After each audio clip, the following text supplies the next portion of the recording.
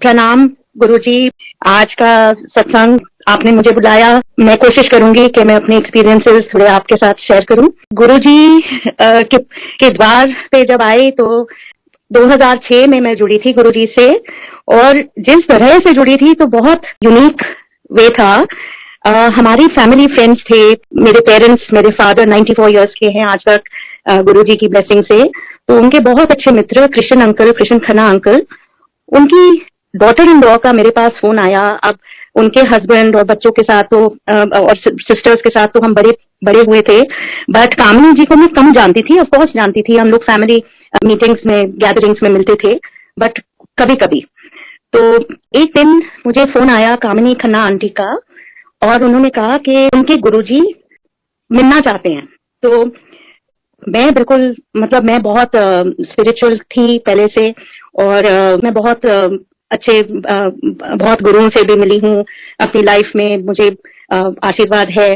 तो मैं मान गई एकदम से। मैंने कहा कामिनी आंटी, यस सर्टनली, मैं बिल्कुल मिलना चाहूंगी आपके गुरुजी से। पर उन्होंने कहा कि आज, हम संडे का दिन था, उन्होंने कहा कि आज वहां शाम को उन्होंने बुलाया है 4 बजे। तो उस दिन संगत जी, मेरा बेटा पढ़ने के लिए यूएस जा रहा था, कॉलेज की पढ़ाई के लिए यूएस जा रहा था। तो और उसको शाम को एयरपोर्ट छोड़ना था, रात की भी फ्लाइट नहीं थी, उसकी इवनिंग की फ्लाइट थी। तो मैंने कहा कि आज तो मैं नहीं जा सकती हूँ क्योंकि बेटे को छोड़ने जाना है, तो मैं आपके साथ कल चलती हूँ। तो कामिनी आंटी ने कहा कि कल तो नहीं जा सकते, मैं बिना गुरुजी के आज्ञा से आपको, मैं उनसे पूछ के ही बताऊंगी कि कब आपको आना है। सो एनीवे, नेक्स्ट डे उन्होंने मुझे कॉल करके कहा कि गुरुजी ने थर्सडे को बुलाया है। तो थर्सडे के दिन कामिनी आंटी मेरे घर आई, मैं बसंत कुंज में रहती हूँ। वो आई, मेरे को पिकअप किया उन्होंने, और मैं तैयार हो गई जाने के लिए। अपना बैग, फोन, मिठाई का डब्बा, एनवेलोप, सारा कुछ लेके जा रही थी। तो उन्होंने कहा कि ये सब क्या है, हमारे गुरुजी किसी से कुछ लेते नहीं है, तो ये सब मिठाई और ये सब आप छोड़ो, ये सब गुरुजी ने आपको बुलाया है। तो मैंने कहा चलो ठीक है, बॉक्स भी छोड़ दिया। तब वो बोली अपना बैग भी छोड़ दो, फोन भी छोड़ दो। मतलब ऑड के ये कैसे कि सब कुछ छोड़ दो। तो उन्होंने समझाया कि गुरुजी चाहते नहीं थे कि किसी का फोन वहां स्विच ऑन हो और कोई चीज वहां लेके जाए, कुछ जरूरत नहीं है। तो एनीवे, मैं उनके साथ चले गई। मैंने अपना फोन भी उनकी गाड़ी में छोड़ा, और हम 4 बजे अंपायर स्टेट पहुंचे। ये था 1 जून 2006। सो हम वहां पहुंचे, और मैं उनके पीछे पीछे गई, एंड बिल्कुल खाली था, छोटा छोटा मंदिर अंपायर स्टेट जो है। और मैं देख रही थी सब तरफ लाल कार्पेट, शैंडिलियर्स, ये सब देख के मैं सोची पता नहीं मैं कहाँ आ गई हूँ। और बिल्कुल खाली था वहां, कोई शायद 1-2 जना संगत होंगे, 1-2, बट और कोई नहीं था। और गुरुजी एकदम से मेरी नजर गई, वो चेस्ट ऑफ ड्रॉर्स है ना वहां पर छोटे मंदिर में, गुरुजी वहां बैठे थे ऊपर चौकड़ी मार के। और मेरे को इतना, मतलब मेरी नजर गुरुजी से नहीं हट रही थी, पर नजर मिल भी नहीं रही थी। इतना उन पे उनकी आभा थी, इतना ऑरा था उनका, इतना, मतलब मुझे शाइन कर रहे थे गुरुजी। बट मैं, I was in total awe of Guruji. And Kamini aunty ने मत्था टेका, तो मैंने भी मत्था टेका। वो अपनी चौकड़ी मार के और ऊपर बैठे थे चेस्ट ऑफ ड्रॉर्स के ऊपर। डाइनिंग टेबल अब है वहां पर, बट पहले वहां कुछ नहीं था। और फिर वो बताएं, वो कामिनी आंटी ने कहा कि ये प्रिया है, मैंने आपने इनको कहा था कि लेके आना है। तो गुरुजी को मैंने मत्था टेका, और वो बताने लगे कि ये प्रिया तलवार हैं और इनके फादर डॉक्टर तलवार हैं। और तो गुरुजी ने उनको कहा, बस चुप रहने के लिए कहा। और मेरे को बस ऐसे देखे गुरुजी, जैसे लगा कि पूरे अंदर, मेरी सोल के अंदर देख रहे हैं गुरुजी। कुछ नहीं बोले गुरुजी, और उन्होंने बस पीछे ऐसे हाथ किया कि बैठ जाओ। तो वो, हम जाके पीछे बैठ गए। फिर थोड़ी देर में एक आंटी आई, और गुरुजी ने कहा इनको सत्संग करने के लिए। तो मैं वहां बैठी थी, कामिनी आंटी बैठी थी, और एक आंटी आई, एंड उन्होंने अपना सत्संग पूरा किया। उनका सत्संग था कि वो आईएएस में थे, और वो और उनके हस्बैंड बहुत सालों से गुरुजी के पास आ रहे थे। और वो भी वहां पर इसलिए आए थे क्योंकि गुरुजी किसी से कुछ लेते नहीं है। तो मेरे को ये भी बहुत, मतलब आउट ऑफ द स्ट्रेंज लगा कि गुरुजी किसी से कुछ लेते नहीं है, और गुरुजी ने मुझे कैसे बुलाया। तो मैं ये अपने माइंड में सारा सोच रही थी। और ये आंटी ने अपना बताया सत्संग के कुछ सालों के बाद उनके हस्बैंड पोस्टेड थे लखनऊ, और वो कोमा में चले गए थे।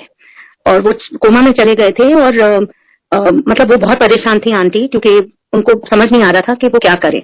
तो उन आंटी को भी जो लेके गए थे गुरुजी के पास, उन्होंने सजेस्ट किया कि आप गुरुजी से मतलब वो उन्होंने गुरुजी को कांटेक्ट किया, गुरुजी के पास आए और गुरुजी ने अपने उनको कहा कि ये मेरी फोटो ले लो और उनको जल पिलाना है। एक तांबे के लोटे को ब्लेस किया उन्होंने और अपना फोटो देखने के लिए कहा कि फोटो उनके तकिए के नीचे रखना है और उनको थोड़ा जल पिलाना है। और गुरुजी की ब्लेसिंग से वो अंकल कोमा से निकल गए और ठीक हो गए। तो फिर वो दोनों आए, अंकल आंटी गुरुजी के पास आए और गुरुजी ने गुरुजी के शरण में बिल्कुल उनकी मतलब बिल्कुल भक्त हो गए गुरुजी के। वो थे, पहले भी थे बट और भी हो गए थे। तो उसके बाद एक और थोड़ी देर बाद एक गुरुजी के ने एक young person came into the मंदिर और वो अंकल भी उन्होंने आई थिंक उनको कहा गया कि मेरे को सत्संग करें। तो वो अभिनव हैं जो गुड़गांव में रहते हैं। मैं बहुत सालों तक उनको ढूंढती रही, अभी तक वो आंटी मिली नहीं है मुझे, बट अभिनव आए। उनका एक्सीडेंट हो गया था एक्चुअली, वो I think final year college में थे और उनका एक्सीडेंट हो गया था और उन्होंने अपना सत्संग बताया कि उनकी विजन चले गई थी और उनकी मदर सब तरफ घूमते रहती थी कि कहाँ उनका इलाज होगा, कैसे होगा। और वो कैसे गुरुजी के चरणों में आए और आज के दिन अभिनव को उनका मतलब रेटिना डैमेज है बट उनकी विजन पूरी गुरुजी ने दे दी है, गुरुजी की ब्लेसिंग है उनके ऊपर और वो बिल्कुल ठीक हैं। उनकी अब शादी भी हो गई है, उस टाइम फाइनल ईयर में थे, वो भी खत्म हो गई। एंड एनीवे अब कामिनी जी ने मेरे को कहा कि मैं भी मतलब I am surviving because of Guruji, मैं एक किडनी पे हूँ और मेरे को तो गुरुजी की ब्लेसिंग है तो मैं जिंदा हूँ। तो ये सब जब मैंने सुना तो मेरे मन में आया कि मुझे भी कुछ होने वाला है, गुरुजी ने मेरे को इसलिए बुलाया है यहाँ पर, मुझे भी शायद कुछ होने वाला है शायद इसलिए। अच्छा, उस समय मैं आपको बताना चाहती हूँ संगत जी दैट मेरी हेल्थ बिल्कुल ठीक नहीं थी और मेरे स्पाइन में कुछ प्रॉब्लम थी और घुटनों में बहुत दर्द थी। मैं नीचे बैठ नहीं पाती थी जमीन पे। और मुझे ये अभी अभी याद आया है कि गुरुजी ने जब कहा बैठ जाओ तो उस टाइम कामिनी आंटी को मैंने कहा मैं नीचे नहीं बैठ सकती, I am not able to. तो शी सेड नहीं, सबको बैठना होता है नीचे। और मुझे नहीं पता कैसे बट मैं गुरुजी के सामने बैठ पाई और वहां पूरी रात तक मतलब जब तक पूरी इवनिंग नहीं हो गई, थर्सडे का दिन था, तो पूरा सत्संग हुआ और सब कुछ मैं बैठी रही, कोई मेरे को कष्ट नहीं हुआ। तो ये भी एक मतलब अमेजिंग थिंग है कि इतनी मेरे को प्रॉब्लम थी, मैं बैठ नहीं पाती थी और मैं वहां कैसे गुरुजी की ग्रेस से बैठ गई वो मुझे नहीं पता था। तो एनीवे मेरे मन में ये आया कि गुरुजी ने मेरे को क्यों बुलाया है वहां पर। तो जैसे ही ये थॉट आई मेरे, तो गुरुजी ने अपने पास बुलाया और मैं गई गुरुजी के। मैं तो उनकी शक्ल भी नहीं देख पा रही थी, इतनी आभा थी उनमें। तो गुरुजी ऑफ कोर्स मैं तो बिल्कुल नादान थी, मेरे को ये इतनी नॉलेज नहीं थी कि Guruji of course knows everything about everyone. तो गुरुजी ने कहा तू सोच रही है कि तुझे मैंने यहाँ क्यों बुलाया है, ये तो तुझे आगे ही पता चलेगा, तू आंधी रहना। संगत जी sorry, my Punjabi was so poor at that time, अभी भी मैं पूरा नहीं बोल पाती हूँ बट मैं समझ लेती हूँ। तो गुरुजी ने ये कहा कि तुझे ये समझ नहीं आएगा, ये बाद में समझ आएगा और याद रखी तू आंधी रहना। अच्छा, फिर मैं जाके बैठ गई और सत्संग हुआ, गुरुजी अंदर गए और थोड़ी देर बाद मैंने देखा पूरा छोटा मंदिर भर गया है और गुरुजी बाहर एकदम से जब आए, येलो चोला, मतलब रियली ऐसा लग रहा था कि कोई आसमान से प्रकट हुआ है। When really Guruji had that aura, he had that personality. ऐसे ही लगा कि मैं कहाँ आ गई हूँ, मुझे ये लगा कि मैं कहीं स्वर्ग में आ गई हूँ। बट गुरुजी आए और वो बैठे अपनी कुर्सी पे और कमरा तो भर गया था तब तक और मुझे पता नहीं था कि वहाँ क्या होना है। सो एनीवे फिर शब्द शुरू हुए और संगत जी मुझे उस समय बिल्कुल थोड़ी भी पंजाबी समझ नहीं आती थी, even though I am a तलवार, बट मुझे नहीं समझ आती थी और मैं शब्द पता नहीं सुनते गई और मुझे कुछ समझ तो आ नहीं रहा था। पर तभी भी मैं वहां बैठी रही। कुछ इतना मतलब मेरे थॉट्स इधर उधर जा रहे थे बट मेरे वहां से उठने का मन नहीं कर रहा था। इतना अच्छा लग रहा था वहां रह के, ऐसे लग रहा था स्वर्ग में हूँ। उसके बाद लंगर सबके साथ शेयर किया, लंगर किया, फिर हम बाहर खड़े हो गए जिससे और संगत अंदर आई। इस तरह से होता था छोटे मंदिर में। जो अंदर बैठे होते थे उनका लंगर होता था, फिर वो बाहर खड़े हो जाते थे और नेक्स्ट राउंड में नेक्स्ट लोग आते थे। ऐसे कर करके मेरे ख्याल से कम 500 लोग तो होंगे, शायद ज्यादा। और इस तरह से मेरा जो फर्स्ट एक्सपीरियंस था वहाँ गुरुजी के मेरे को अच्छा, अब मुझे बाहर कामिनी आंटी बोल रही थी कि गुरुजी बताते हैं किस दिन आना है तो आपको उसी दिन आना है, बट गुरुजी ने तो मुझे कहा तू आंधी रहना, कोई मेरे को डे फिक्स नहीं किया था उन्होंने। तो मुझे इतना अच्छा लगा, मैं अगले दिन से अपने आप ही जब भी हो सकता था, जब भी मेरा मन व्याकुल होता था, जो भी होता था, मैं उठ के और चले जाती थी गुरुजी के। और उस समय थर्सडे, फ्राइडे, सैटरडे, संडे होता था वहां पर। और जी मैं वहां पहुंची थी, मैं किसी को जानती नहीं थी, I could recognise people, but वहां किसी से कोई बातचीत नहीं होती थी, कुछ नहीं, वहां बस गुरुजी में मन लगा रहता था, अपने थॉट्स होते थे, कभी कभी मेडिटेशन हो जाता था, बस ऐसे ही चलता रहा।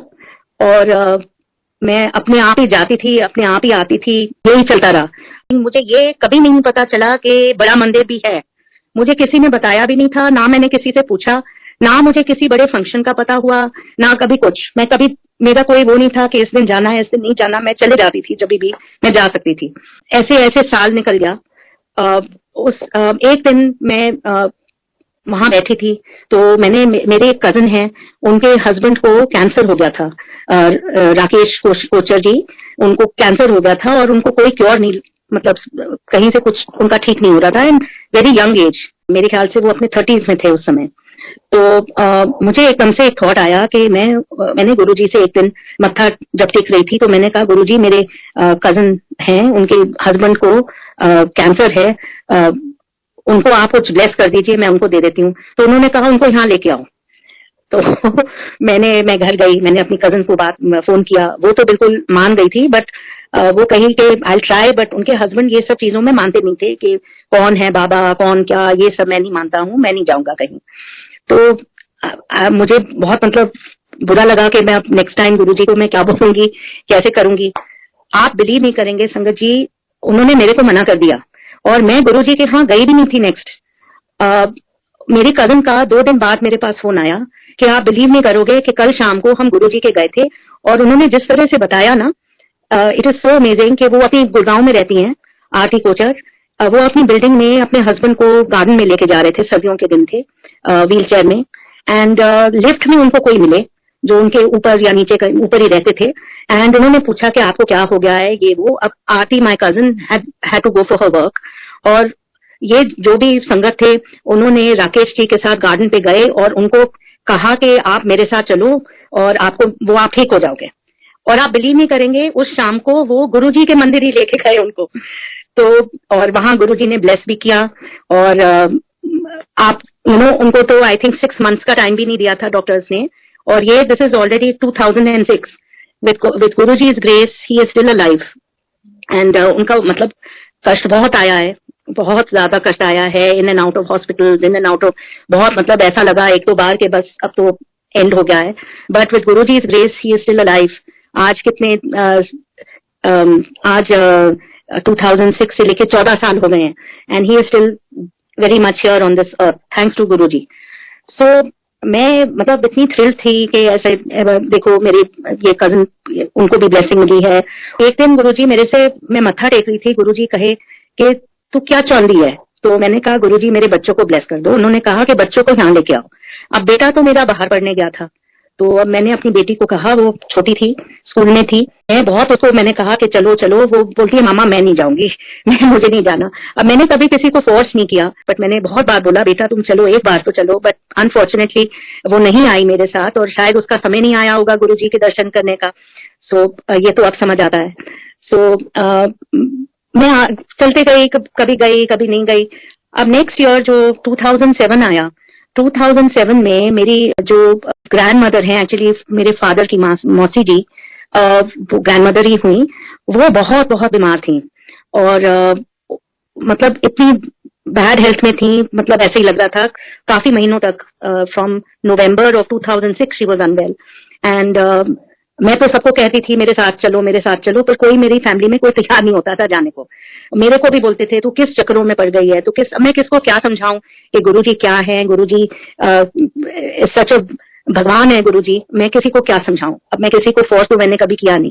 एनीवे, ग्रैंड मदर की तो बिल्कुल हालत नहीं थी, she was totally bed ridden, and मतलब बिस्तरा पकड़ लिया था उन्होंने, और वो मतलब बहुत बहुत बीमार थी।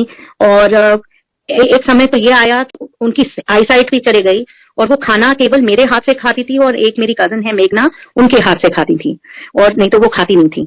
सो एनीवे, मैं मंदिर ज्यादा जा नहीं पाती थी क्योंकि उनको उनको भी देखना पड़ता था। और फिर मेरी अचानक मेरी मौसी, जो बहुत मेरी प्यारी मौसी हैं, उनकी तबीयत भी खराब हुई और उनकी भी एक सर्जरी हुई और उनकी भी देखभाल के लिए मुझे मंदिर जाने का समय नहीं मिला। 2-1 महीने में गई नहीं। Before Guruji took mahasamadhi, about 2 months I could not go to the mandir. छोटा मंदिर, मेरे को बड़ा मंदिर का तो पता ही नहीं था। एनीवे, और मेरी बेटी की भी तबीयत खराब हुई, जो मेरी बेटी है उसकी भी तबीयत खराब हुई। और एक दिन मुझे पता चला कि गुरुजी ने महासमाधि ले ली है। मैंने न्यूज़पेपर में पढ़ा था, I think it was 1st of June, and I was so upset. मैं बहुत रोई। मैं जा नहीं पाई क्योंकि मेरी मौसी बहुत क्रिटिकल थी और उनको नाइट केयर मैं ही करती थी। Every night I used to stay with her in the hospital, and दिन में मेरी ग्रैंडमदर को देखती थी, उनका खाना पीना।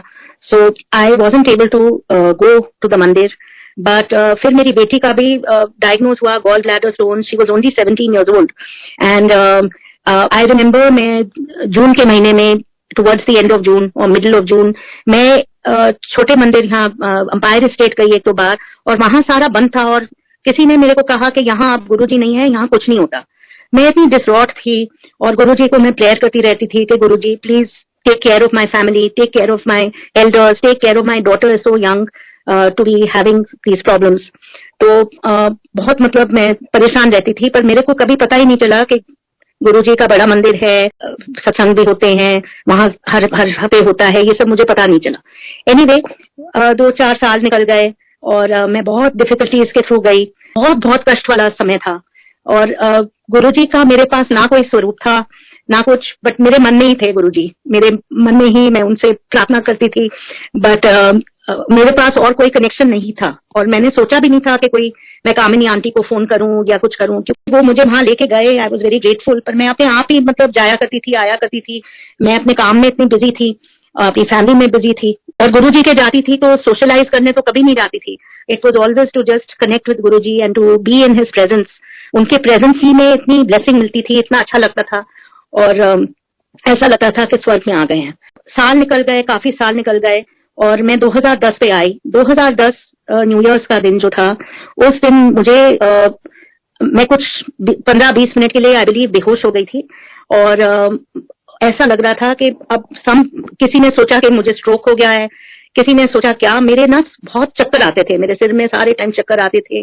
MRIs हुए, चेकअप हुए। मेरे फादर डॉक्टर हैं, काफी रिनाउंड डॉक्टर हैं, तो मतलब सारे चेकअप्स हुए और उन्होंने सोचा शायद कोई क्लॉट हो ब्रेन में, क्या है। और मैं बहुत हेवी मेडिसिन पे चली गई, और मैं काफी डिप्रेशन में भी चली गई थी, क्योंकि मुझे लगता था कि अब मैं मैं ड्राइविंग मेरी बिल्कुल मना हो गई थी, मैं काम पे पूरा कंसंट्रेशन नहीं कर पा रही थी, एंड मैं काफी डिप्रेशन में चली गई थी। तो कुछ महीनों बाद कामिनी आंटी और करण अंकल, कृष्ण अंकल, हम लोग सब एक साथ डिनर के लिए मिले, और कामिनी आंटी ने मेरे से पूछा कि तुम कैसी हो। तो मैंने कहा मेरे कुछ भी ठीक नहीं है मेरी लाइफ में, मेरा तो कुछ भी ठीक नहीं जा रहा। तो उन्होंने कहा कि ये कैसे हो सकता है, तुम मंदिर क्यों नहीं जाते हो। तो मैंने कहा मंदिर तो वो सारा बंद हो गया, मैं तो इतनी बार गई और मेरे को वहां कहा कि यहाँ कुछ नहीं होता है। तो शी सेड नहीं, पर आपको बड़े मंदिर जाना चाहिए। तो मैंने कहा बड़ा मंदिर, मेरे को तो कौन सा बड़ा मंदिर, मेरे को तो उसके बारे में कुछ पता ही नहीं है। तो she couldn't believe it also कि तुम जाती रहती थी अंपायर स्टेट, तुम्हें कैसे नहीं पता। अब नहीं पता था मुझे, तो गुरुजी नहीं चाहते होंगे कि मुझे पता हो उसके बारे में उस समय। एनीवे, तो मुझे याद है कि दिस वाज गर्मी शुरू हो गई थी, और मैंने कहा कि अब मैं गुरुजी के जाऊंगी 1st of June ही जाऊंगी, क्योंकि मुझे गुरुजी ने उसी दिन बुलाया था। मैं फर्स्ट टाइम उनके दर्शन मेरे 1st of June को ही हुए थे। So I remember 1st of June को मेरा ड्राइवर ड्राइव कर रहा था, 2-2:30 बजे दोपहर के थे, और मैं कामिनी आंटी से मोबाइल से डायरेक्शन ले रही थी, और उन्होंने मेरे को डायरेक्शन दिए बड़े मंदिर जाने के, और मैं वो वहां 2-2:30 बजे वहां पहुंची। तो मैंने देखा वहां टेम्पोज जा रहे थे। अब मुझे ये भी नहीं पता था कि पिछले दिन वहां पर बहुत बड़ा गुरुजी के समाधि वाले दिन को वहां मतलब सत्संग हुआ था, ये भी मेरे को एक पूरा आइडिया नहीं था। सो एनीवे, मैं वहां पहुंची, और मेरे को वहां पुनीत अंकल जो वहां के मैनेजर हैं वो मिले गेट पे, और कहा कि अब तो मंदिर बंद है। तो मैंने कहा पर मुझे तो गुरुजी के मत्था टेकना है, मैं बहुत सालों के बाद मुझे तो ये मैं फर्स्ट ही टाइम आ रही हूँ, मुझे तो मेरी तबीयत भी ठीक नहीं है, तो मुझे प्लीज आप दर्शन करने दीजिए। तो ही वॉज वेरी काइंड, उन्होंने मेरे को समाधि के बाहर बोल दिया कि आप मत्था टेक लो। मैंने कहा मैं बेंड नहीं कर सकती हूँ, मुझे इतने चक्कर आते हैं तो मैं बेहोश ना हो जाऊं। तो उन्होंने कहा आंटी कुछ नहीं होता। मैंने कहा ठीक है, अगर मैं बेहोश हो जाऊंगी तो मेरे ड्राइवर को बुला लेना, वो बाहर ही खड़ा है कार के पास।